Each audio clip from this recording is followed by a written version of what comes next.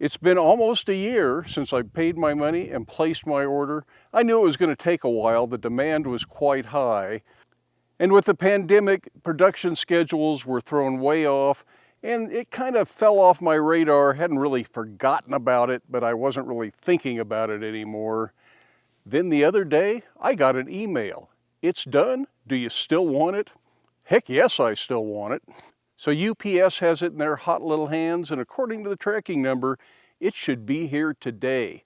I feel like a kid at Christmas.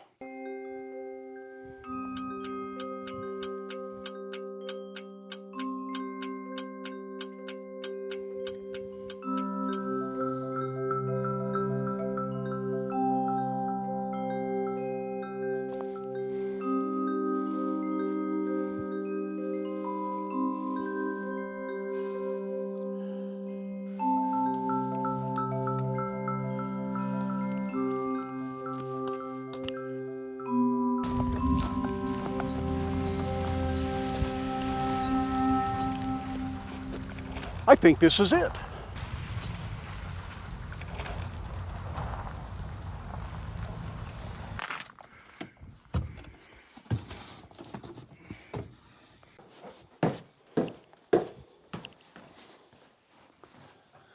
This is it.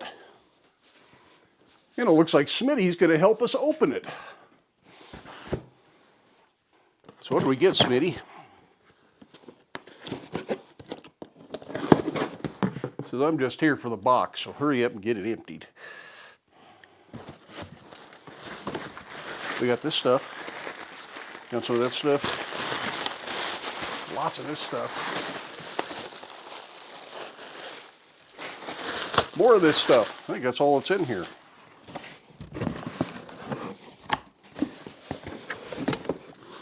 Ooh, there's a box there.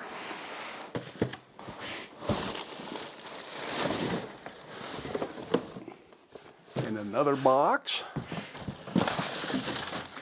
Okay, now that one's empty.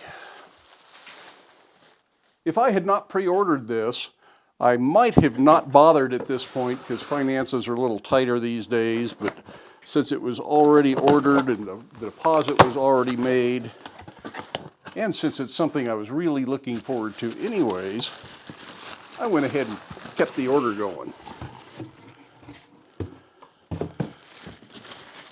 It comes with a nice case. I think the case might actually be empty.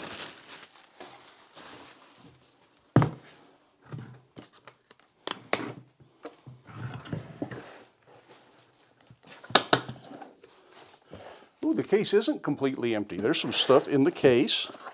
These are the accessories that are in here. I know I'm stringing you out a little bit too long, aren't I? I promise I will get to the point. And this is the point. This is the Skydio 2. And the Skydio 2 is a semi-autonomous drone. Now most of the camera drones anyways have some kind of obstacle avoidance put in.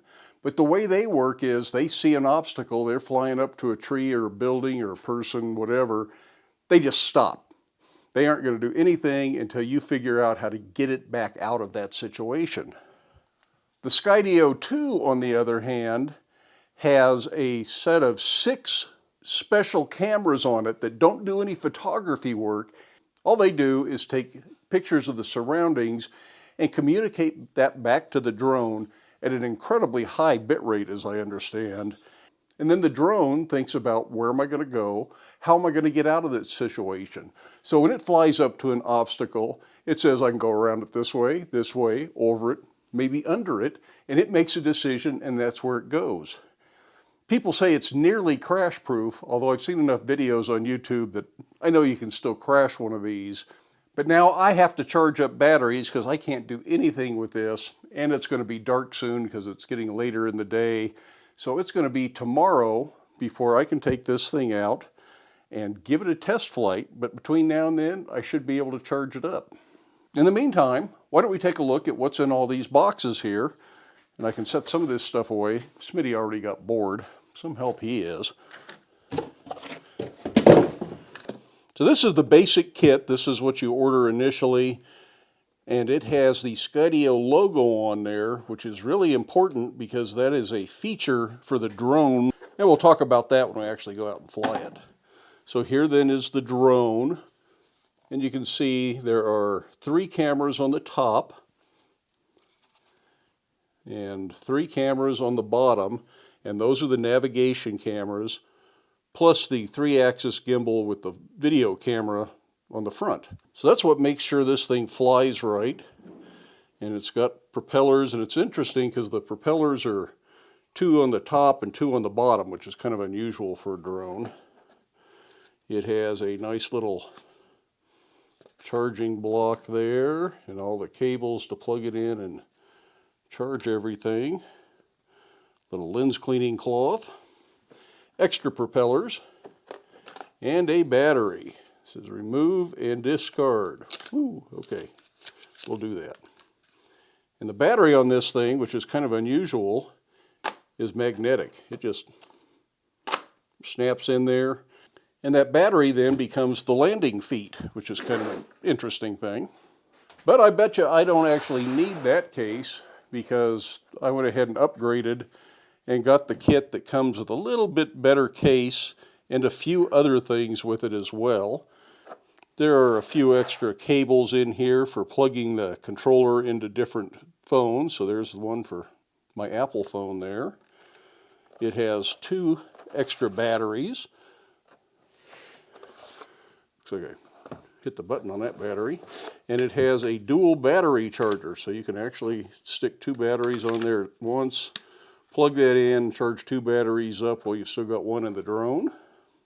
It has the controller, and this will hold your cell phone to use as a monitor and to control everything, and typical drone joysticks and some controls here.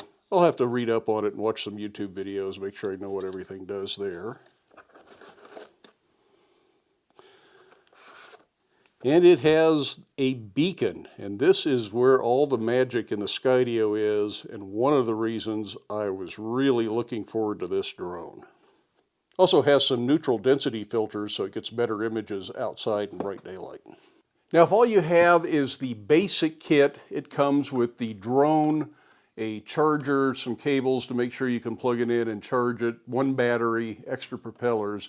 That's it. There's no controller, but that doesn't mean you can't fly it, you can't control it. Skydio has a pretty good app from what I understand, and you can fly it from your cell phone. And you can sort of fly it like you would a controller with some little touchpad type joysticks. And I certainly will when we get out and fly this thing for real. But the big thing is that because this is so smart, it can lock onto you. You can tell it, I want to follow this person right here, and you can select who you're looking at in that app, and Skydio will follow that person or bike or motorcycle or car or whatever it happens to be. And then you just put it up in the air and you go do what you're going to do, and it'll track you. And I hope it really works that way, because that was the big feature that I really wanted for the Skydio, was to be able to go out on the recumbent trikes or go out on a hike and be able to get drone video of myself or myself and Janet without having to stand there with a controller or try to ride a bike while I'm flying a drone, which would be really tough. And if this works the way it's advertised, it should do that for us and should get some spectacular stuff. If you upgrade, depending on the upgrade package you can get a controller and fly it fairly normally, and I'll talk about that in a minute. But the big upgrade that I really wanted, and you can get this without buying the controller or just buy this separate, is this thing they call a beacon. And the beacon sends out a GPS signal and communicates with the drone, so it knows where you are even if it can't see you. So if you disappear behind some trees, it might decide to fly on the other side until it can find you again, and it'll keep tracking you because of the beacon. And the beacon has some basic controls, so you can take off, you can land, you can tell it, I want you to fly over there, fly over here, fly higher, fly lower, fly further away. Lots of different things this little beacon will do, and I think this is going to be the exciting part of this that will allow you to control how it's flying without having to use the cell phone. This just drops in your pocket and you don't have to worry about it. You go out, you ride, you run, you get on a motorcycle, whatever it is. For us, it'll be the recumbent bikes or hiking for the most part. Although we can probably have it follow the trackster too, that would be fun. And the controller, a lot of people consider sort of an afterthought. This is actually not made by Skydio. It's got Skydio software in it, so it only works with the Skydio drone. But it's actually the Parrot Anafi controller, so it's something that they partnered with another company, said, hey, could we use your controller? But it still lets you control it the way you would just about any other drone. But you still get that obstacle avoidance. You still get that artificial intelligence component that if I'm flying this thing and I'm flying it straight for a tree, it's going to say, I don't want to hit that tree. But instead of stopping and waiting like a DJI drone would, it should fly around the tree and keep going on the path you've got, just avoiding those obstacles as it flies. And in that way, it's going to be kind of the crossover between the FPV drones that you can manually dodge things like that pretty easily, and the DJI drone that flies very stable and takes really good video. This might kind of do some combination of both. We'll just have to wait and see. And as excited as I am to go out and fly this, like I say, I got to charge batteries first. So I'm going to go find a place to plug all this in, figure out which cables I need to get all these batteries charged up, figure out where everything goes in this nice little box that came with it. And then hopefully tomorrow we will take this out for a test flight and test at least one of the ways to control it. I'm not sure which I'll do first. I might do the controller because that's what I'm more familiar with. But one way or the other, we're going to figure something out and we're going to fly this. And while in the next few videos, we'll probably see how this works and what you can do with it quite a bit. In the future, I think we'll just see video from it while I'm doing something else. And hopefully that will be really interesting video for people to watch. Only time will tell. But I think that's all I've got for now. I hope you have time in your day to get out and do something fun. We'll see you for the next video, and hopefully we'll be flying the Skydio too.